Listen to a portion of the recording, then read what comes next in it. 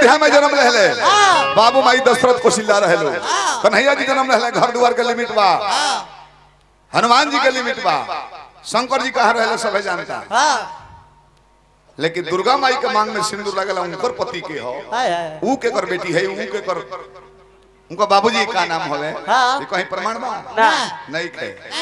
वाद शक्ति जगदम्बा होई, आदि यही से कहल जाला, आदि के करा कहल जाला जेकर जन्म के मरण के प्रमाण ना होके।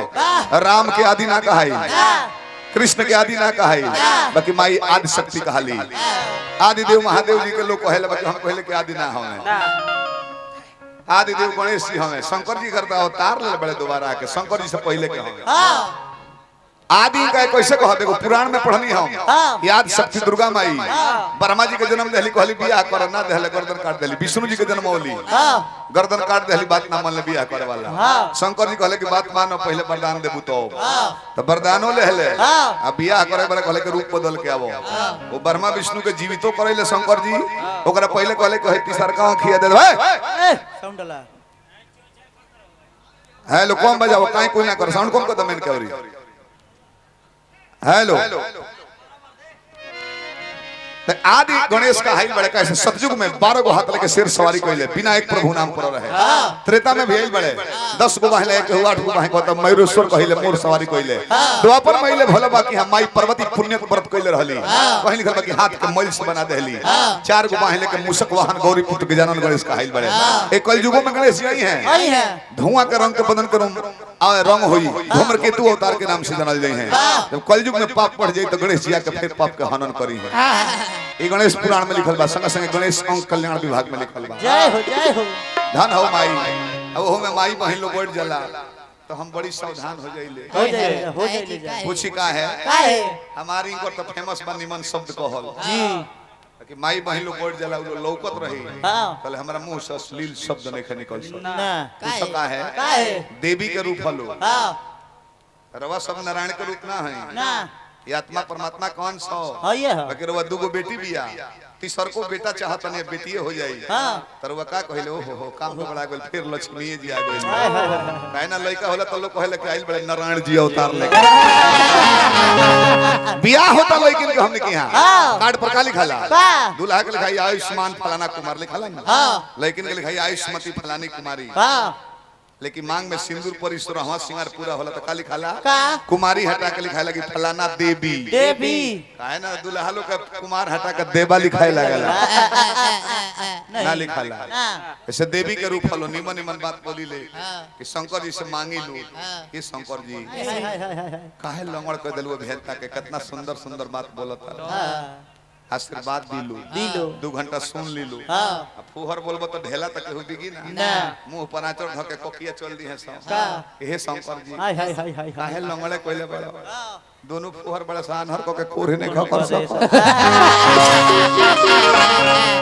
ए हसी कुमार जी है का बोला बहुत शिव कुमार हम जान गए हैं, शिव कुमार बना रहे जहां रहे पद प्रतिष्ठा बना रहे, प्रेम बना रहे। अगर होई तो आई कोनो दूर बन जा। कॉलर ला के भेंटा जी के एगो लइका बड़े गौतम जब हमारा लइका के नाम गौतम बतौला हो, तोहरो लइका भइल हमर से पूछल है कि भैया का नाम धरी, हम कने कोनो पंडित जी हई, ओकरो नाम भिरगुआ रहे। हां तो कहले कि तारा लइका के नाम ऋषि के नाम बा गौतम ऋषि के, तो हमहु भिरगु ऋषि के नाम धर धैले बतौले। ऐसा कि गौतम सही कर जान पहचान होई तो भिरगु बता तब का होई तारा एकर लइका भिरगु एकर सारा इरले उनका नाम जानत नहीं का यहाँ गोल्ले ऋषि ओहे आई रहले।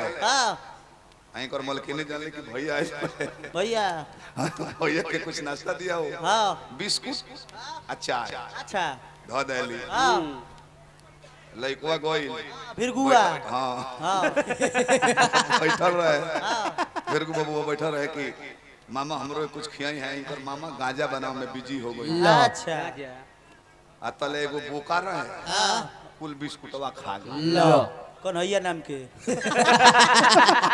बोकावा बोकावा रहे करी बोकावा कुल बिस्कुटवा खा कोई हां अब लइकवा देखत रहे ना को लो तले बुकवा बाई दे बोललो एकर मलकिनी दौड़ो लली करी अरे काहे बोलला सर काहे रे लइको के चुप रहो चुप रहो मामा सरौ आइल बड़े हां गांजा बना में लागल बड़े ला तले बोका कुली खा गइल त बिस्कुट हां हम कोने के सरौ ए कन्हैया अरे कन्हैया नाम रहे बकुआ जाए तो गौतम के काट देलो हां कहले के बोका सरौ ए कन्हैया कुली बिस्कुटवा खा गइल हां चाहवा त हर पाहुन पी हम मुंह में उधी घर में चाय जब एक कप डालने बाई दे कहले कि दादा ये हां दे करा देला सब रख जोरे भुरगुआ बोका के तो जान ले रे